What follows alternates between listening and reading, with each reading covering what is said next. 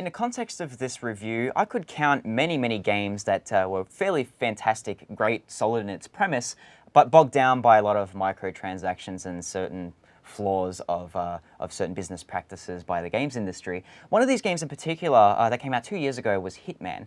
Now a soft reboot of the series of games where you play as an assassin and you explore different methods of killing particular targets and enemies, bogged down by an episodic structure that didn't exactly gel with the way the series had run or the games had played.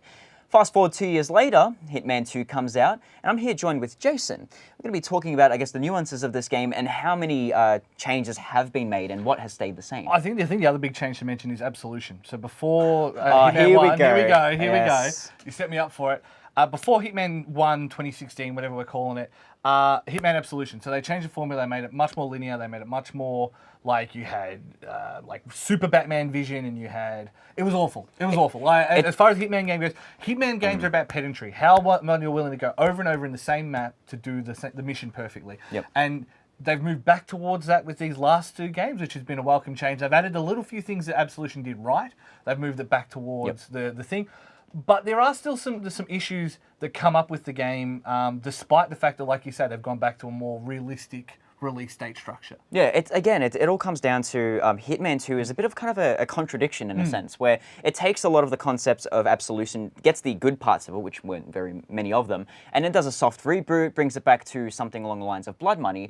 So it has this kind of like contradiction of like there's going to be parts of the game that you will like and parts of the game you don't like. Hitman 2, on the other hand, because it's a full release, you'll actually be able to utilize the legacy DLC from the first game, bring it into the second game, and then have a bunch of other areas within the game and all these new targets, instead of any of like the trickling down of the first game, which I think is fantastic. And that is the nice part about what they've done, is if you just own the first game, all of the quality of life upgrades from the second game are actually released as a patch for it. If you own the previous game on the same platform, you get a copy for free, basically. It just integrates itself into the Hitman client, if you will, and you play it from there. The biggest issue is the Hitman client. Like, it's now that there's 13 maps, they're decent maps, they're interesting worlds, all that kind of stuff.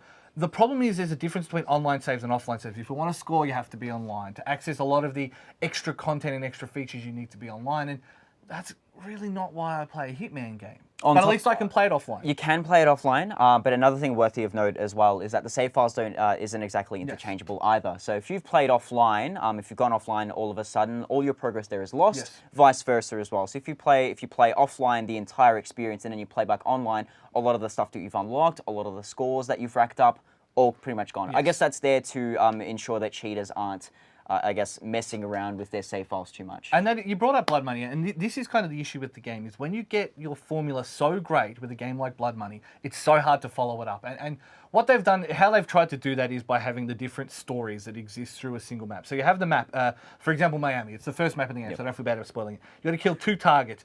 Each of those characters has different things that they'll do throughout the thing. So, for example, Sierra will go to the medical tent, and then she'll go meet up with a blackmailer, and then she'll go have a drink on this part. So you know all these things, and that was always something that was in the Hitman games. But now you can track those stories specifically.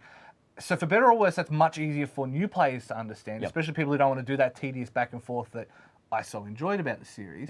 But you don't have to use them. You know that it's going to happen, but you don't have to use them. And you can just, to scope those things out, you need to have done the recon on the map anyway. So it's a good way to kind of bridge those gaps without, you know, going the full Absolution route and cutting its nose off the spider's face. The customization is a very important part of the Hitman experience. The fact that you can smuggle certain weapons in is great, but there's only so many times in which you can do that. So it gives you a bit of window opportunity to go, here, have this particular gun, have this particular item, and then use this to the best of your advantage. Everything else is on-site procurement. Everything from disguises, everything from other weapons, and things that will help enhance So a lot of that disguise. good stuff that came from the previous games is continues onto this one. Like being a big fan of Metal Gear Solid, the idea of on-site procurement just absolutely gels so well with me. And I guess that's like the influence of the older games. On the other hand, with everything else, I think it's going to be a little bit hard for certain particular players to get into, especially if this is their first or second Hitman game. But the fact that you can also turn this off, turn off the casual filter, if you will, is also really good for some of the more legacy and returning players. So let it be said, like I've given it a bit of grief here, but that's because I want to see them get better at doing this.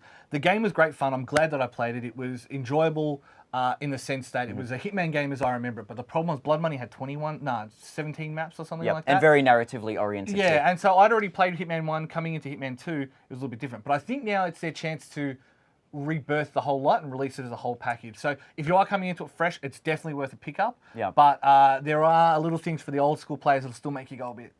Yeah, again, there are certain things they need to iron out, I guess. Yeah. But when it all comes down to it, in my honest opinion, I'd like to see where the game or like the series goes later on with the proverbial Hitman 3. I would really like to see a lot of these live services brushed away and just give us a core narrative-driven... Or offer two separate experiences in that sense.